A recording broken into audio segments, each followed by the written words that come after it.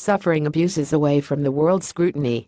AP PhotoNg Guan is North Korea's nuclear weapons program, and provocative missile tests draw the world's attention. One crucial reality about the totalitarian regime has been left largely unnoticed. As bleak as life is for most who live in North Korea, it is often far worse for those who flee, most of whom are forced to suffer horrific human rights abuses away from the world's scrutiny. Since China shares a border with North Korea, it has become the first destination for desperate North Koreans who risk their lives to escape. An unofficial figure estimates that there are between 50,000 and 200,000 North Koreans living in China. The Chinese government denies most of them refugee status, instead treating them as economic migrants who have illegally crossed the border to seek work. Most have no formal identification or legal status. In addition, Beijing works together with Pyongyang to capture defectors and send them back, making their lives as escapees completely untenable. I have interviewed many North Koreans now settled in the UK. Many of them told me they had been caught by the Chinese police and repatriated to the north a number of times, but managed to escape again and again. The combination of desperation, the denial of legal status, and the terror of the Chinese police operation exposes these people to gross exploitation, especially women. Among those who successfully leave North Korea, women make up the majority. In their search for freedom, many of them paradoxically end up being trafficked, detained, and treated inhumanely because of their precarious and insecure positions in China as illegal migrants. Vulnerability exploited, drawn to what they hope is a guarantee of work. Some women who cross the border are instead sold to Chinese or Korean Chinese men in rural areas who cannot find wives due to poverty, undesirable living conditions, disability, and the lopsided gendered demographics created by the now-replaced one-child policy.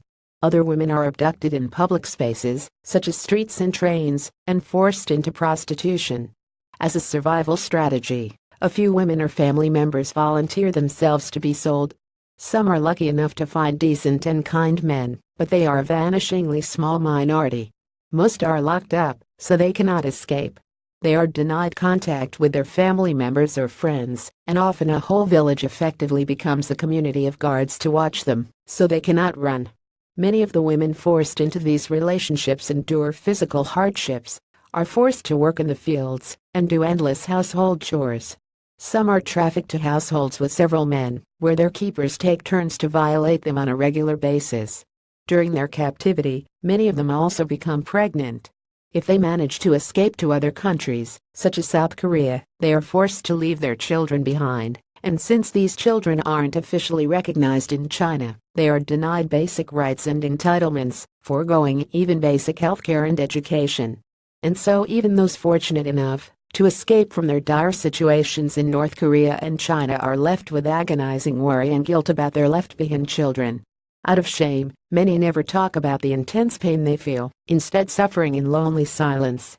What must be done? A 2014 UN Commission of Inquiry report on the human rights situation in North Korea criticized the Chinese government for its violation of the human rights of North Korean refugees on a number of counts, including its repatriation of North Korean refugees, its failure to protect them from trafficking, and its refusal to recognize the children of North Korean women and Chinese men. However, the Chinese government rejected the Commission's report and refused to change its stance. It is therefore time for the rest of the world to change the way it interacts with China.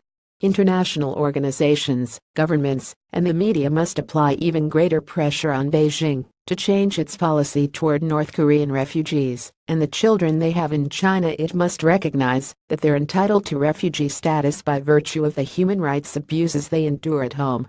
If governments are to act, their citizens and media must pressure them to make this issue a higher priority. If a global campaign can gather enough momentum and strength, the Chinese government will be forced to listen and reconsider. It may be a significant obstacle, but it is a challenge we can all play our part in. By demanding action, we can all support the fight against the sustained human rights abuse of desperate North Korean defectors and their invisible children. We might not be able to see it, but we know it's happening, and we have a human duty to act. This article was originally published on The Conversation. Read the original article.